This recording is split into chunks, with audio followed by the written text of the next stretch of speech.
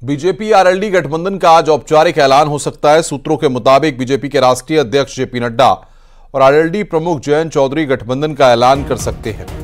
गठबंधन के औपचारिक ऐलान के बाद आरएलडी को योगी कैबिनेट में भी जगह मिलेगी।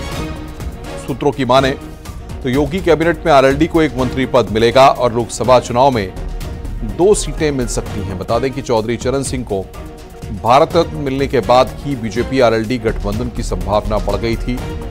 जयंत चौधरी ने भी इसके संकेत दे दिए थे। पिछले दिनों राम मंदिर दर्शन, राज्यसभा चुनाव में भी आरएलडी विधायकों ने बीजेपी का समर्थन किया था।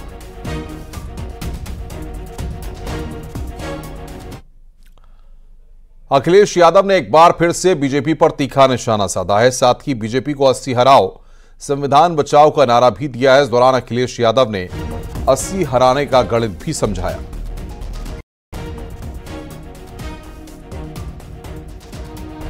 बहुत आसान है, उसमें बहुत ज्यादा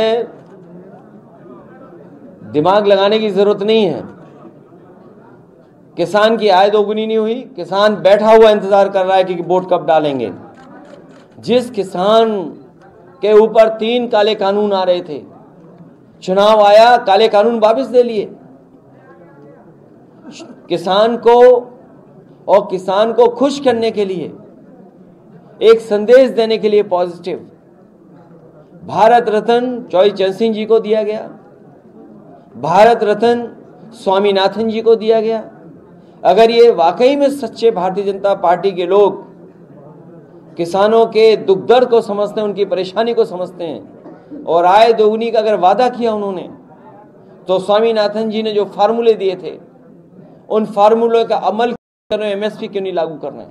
एक तो ये बात, और दूसरी 60 लाख बच्चों की परीक्षा छूट गई। वो अपना भविष्य बनाना चाहते थे, अपना कल उनका कैसे बेहतर हो उसके लिए सोच रहे थे। इस सरकार ने उनका पेपर लीक करा दिया। और चुनाव आयोग लोकसभा चुनाव की तैयारियों में युद्ध स्तर पर जुट गया है। चुनाव आयोग के लखनऊ दौरे के दूसरे दिन आज राज्य के आला अफसरों के साथ समीक्षा बैठक चल रही है। इस बैठक में उत्तर प्रदेश के सभी commissioner, police commissioner, IG, DIG, DM और एसएसपी मौजूद हैं। आयोग की टीम मंगलवार लोकसभा चुनाव की तैयारियों की समीक्षा कर रही है। पहले चरण में 8 मंडलों की और फिर बाकी 10 मंडलों में चुनाव तैयारियों की समीक्षा हो रही है। इस बैठक में हर मंडल के पुलिस प्रशासनिक अफसर चुनाव आयोग की तैयारियों की जानकारी दे रहे हैं। आयोग की टीम आज देर शाम तक उत्तर प्रदेश में लोकसभा तैयारियों की समीक्षा करेगी।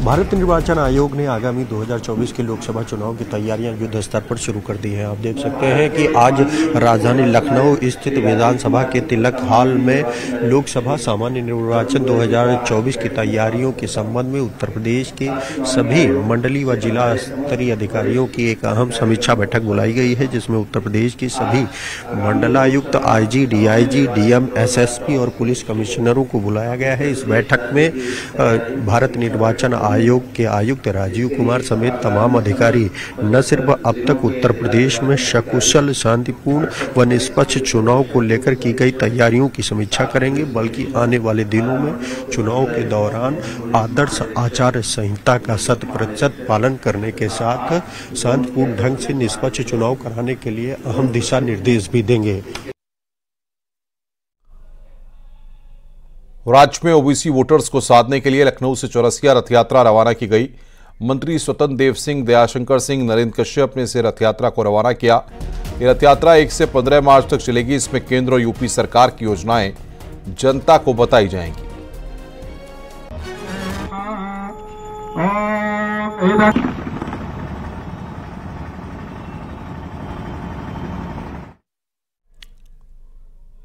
केंद्रीय मंत्री नितिन गडकरी मिर्जापुर के विंध्याचल धाम पहुंचे और मां विंध्यवासिनी का दर्शन पूजन किया।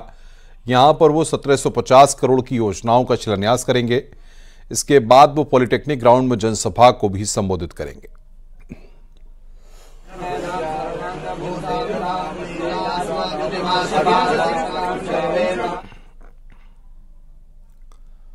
उत्तर प्रदेश में एक बार फिर 80-20 की फाइट होने वाली है। एक तरफ खुद हिंदुत्व के फायर ब्रांड नेता योगी आदित्यनाथ होंगे, तो दूसरी तरफ अखिलेश यादव राहुल गांधी के साथ साथ अब ओवैसी भी ताल ठोकने वाले हैं। ऐसे में संकट इंडिया गठबंधन की उन सीटों पर मंडरा रहा है जहां मुस्लिम मतदाता निर्णायक भूमिका में है।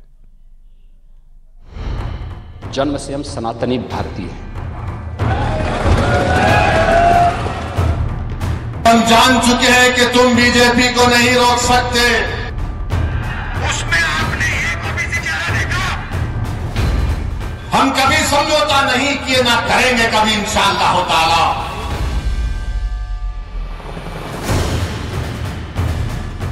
कितने चुनाव हारेंगे अखिलेश यादव समाजवादी पार्टी? आप तो 4 चुनाव हार चुके हैं।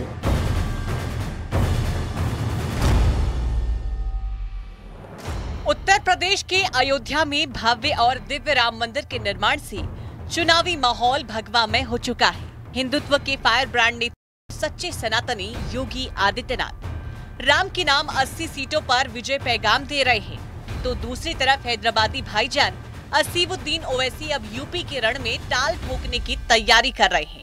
हम जान चुके हैं कि तुम बीजेपी को नहीं रोक सकते। लोकसभा चुनाव को 80-20 में कन्वर्ट करने की प्लानिंग के साथ ओवैसी यूपी में सीट टू सीट मार्किंग कर रहे हैं। उन सीटों की पहचान कर रहे हैं जहां मुस्लिम मतदाताओं की तादाद अच्छी खासी है। ओवैसी इसी कनेक्शन को जोड़ने के काम में लगे हैं। उनकी नजर 20% मुस्लिम वोट पर है और निशाना इंडिया गठबंधन के सियासी दलों पर। और भी कई पार्लियामेंट की सीट पर इंशाअल्लाह ताला हम सोच और विचार कर रहे हैं, क्योंकि हम जान चुके हैं कि तुम बीजेपी को नहीं रोक सकते। मोदी को अगर कोई रोक सकता है तो इंसाफ पसंद लोग रोक सकते हैं। ये मिलावटी, ये मिले हुए लोग नहीं रोक पाते। ये कभी भी किसी भी कीमत पर आपका सौदा कर जाएंगे। ऐसे में उत्तर प्रदेश में समाजवादी पार्टी और कांग्रेस के अलायंस को तगड़ा झटका लग सकता है, क्योंकि दावा है कि असीमुद्दीन ओवैसी यूपी से लोकसभा चुनाव लड़ सकते हैं और यूपी की 7 सीटों पर अपने प्रत्याशी भी उतारने जा रहे हैं। आजमगढ़ में AIMIM प्रत्याशी उतारेगी। बदायूं में शिवपाल के सामने AIMIM से प्रत्याशी होंगे। फिरोजाबाद सीट पर भी AIMIM चुनाव लड़ेगी। संभल और मुरादाबाद में चुनाव लड़ने का ऐलान। अमरोहा और मेरठ सीट पर भी लड़ेगी AIMIM। अगर उत्तर प्रदेश में ओवैसी डट जाएंगे तो 20% वोट बट जाएंगे, क्योंकि MY फॉर्मूले के बाद अखिलेश यादव PDF फॉर्मूले में भी अल्पसंख्यकों की बात करते हैं। लेकिन ओवैसी अगर यूपी की सियासत में प्लानिंग के साथ एंटर हो गए तो फिर इंडी गठबंधन का बंटाधार तय है।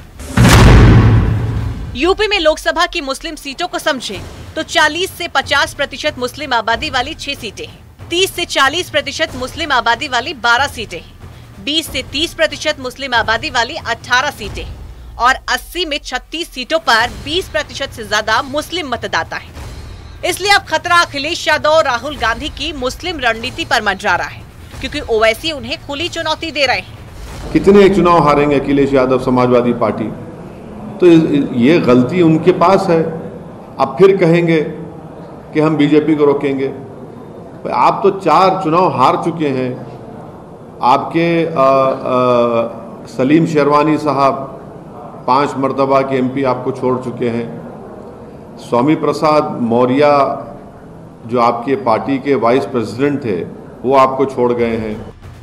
यानी एक तरफ योगी आदित्यनाथ राम मंदिर के सहारे सनातन को संदेश दे रहे हैं, तो दूसरी तरफ 20% वोट को साधने के लिए ओवैसी भी 24 की लड़ाई में यूपी से चढ़ाई कर रहे हैं, जिसे चुनौती सिर्फ और सिर्फ इंडिया गठबंधन की बढ़ने वाली है।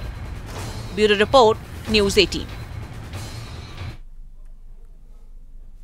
बड़ी खबर आ रही है बेंगलुरु से, जहां पर ब्लास्ट की खबर आ रही है। बेंगलुरु के रामेश्वरम कैफे में धमाके की खबर आ रही है। बड़ी खबर हम आपको बता रहे हैं, इस वक्त की बड़ी खबर।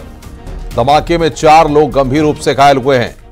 पुलिस मौके पर पहुंची है, जांच पड़ताल में जुटी हुई है। ये तस्वीरें इस वक्त हम आपको दिखा रहे हैं। बड़ी खबर इस वक्त की।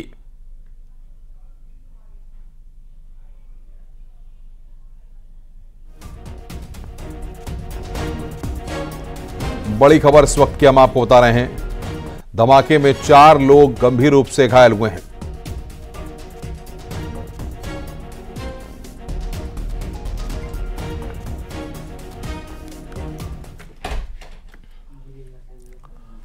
रुक रहे हैं यहां पर ब्रेक के लिए। खबर